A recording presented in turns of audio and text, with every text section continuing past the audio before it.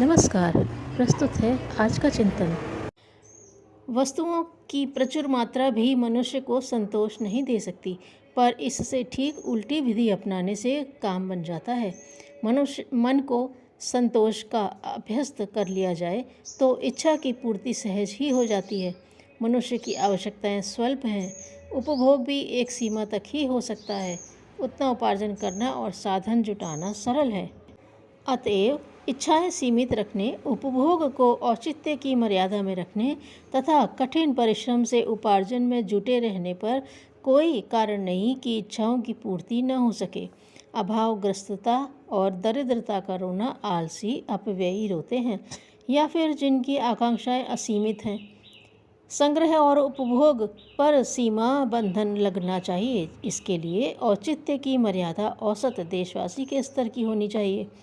एक परिवार के सदस्य आमतौर से एक ही स्तर का रहन सहन तथा निर्वाह अपनाते हैं, भले ही उनमें से कोई अधिक विद्वान सुयोग्य कमाऊ क्यों न हो। उपार्जन को सभी मिल बांट कर खाते हैं। जो अधिक कमाए वह अधिक खाए, पहने भी, यह नहीं हो सकता। इससे असमानता बढ़ेगी, मनोमालिन्य पनपेगा और ऐसी परंपरा चल पड़ेगी जिसके रहते स्नेह सौजन्य का टिक सकना कठिन है। इस तथ्य को ध्यान में रखते हुए यदि सादगी का जीवन जिया जाए तो कम आजीविका वाले व्यक्ति भी प्रसन्नता भरे दिन गुजार सकते हैं और संतोष के साथ रह सकते हैं। अपव्यय अपने आप में एक बड़ा दुर्गुण है। कोई व्यक्ति अधिक कमाता है तो इसका अर्थ यह नहीं है कि उस कमाई को फिजूल खर्च में फूंक दिया जाए। इस पैसे से ज्ञान वृद्धि जैसे स्वार्थ और दूसरों की सहायता करने जैसे परमार्थ साधे जा सकते हैं। उससे आत्म कल्याण और लोक कल्याण के लिए बहुत कुछ किया जा सकता है। ठाट बाट का अहंकारी प्रदर्शन तथा विलासी शौक मौज के अपव्यय में हाथ खुला छोड़ने की आदत छोड़ने पर आदत बिगड़ती जाती है और अधिक खर्च करने की इच्छा होने लगती है। वह बढ़ते बढ़ते नशेबाजों जैसी कुटैव बन जाती है।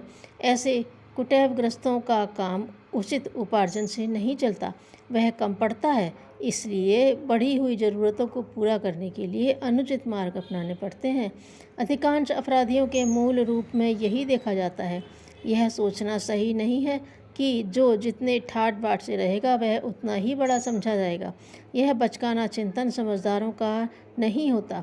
बड़प्पन सज्जनता में है और उसकी पहचान सादगी से होती है। सादगी का अर्थ है नम्रता, निरहंकारिता। अपने को जनसाधारण स्तर का समझने वाला खर्चीला रहन सहन नहीं अपना सकता, क्योंकि उसमें क्षुद्रता और अहमान्यता की स्पष्ट गंध आती है। जो समाज के प्रति अपने उत्तरदायित्वों का अनुभव नहीं करते, वे ही संग्रही, विलासी और अहंकारी की भूमिका निभा सकते हैं। ऐसे लोगों से स्वार्थ साधने वाले ही चाटुकारी भरी मुंह सामने प्रशंसा कर सकते हैं। पीठ पीछे ही उनके मुंह से यथार्थता निकलती है। स्वार्थी, संकीर्ण और निष्ठुर प्रकृति के व्यक्ति ही प्रायः महत्वाकांक्षी होते हैं। उदार चेता अधिक कमाने पर भी सीमित साधनों से सादगी में निर्वाह करते हैं और उन महत्वाकांक्षाओं से दूर रहते हैं। ऐसा न करने पर समय और श्रम का अधिकांश भाग खप जाता है।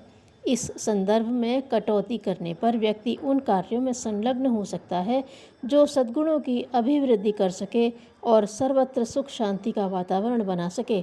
लोग अच्छी बातों की नकल कम और बुरी बातों की अधिक करते हैं। एक अपव्ययी अनेक को उसका आदी बना देता है। फलतः दोष, रोष और असंतोष तीनों ही बढ़ते और वातावरण को विषाक्त करते हैं। अस्तु संतोष तथा सादगी का जीवन जीना ही श्रेयस्कर है। जीवनोद्देश्य की खोज ही सबसे बड़ा सौभाग्य है। धन्यवाद।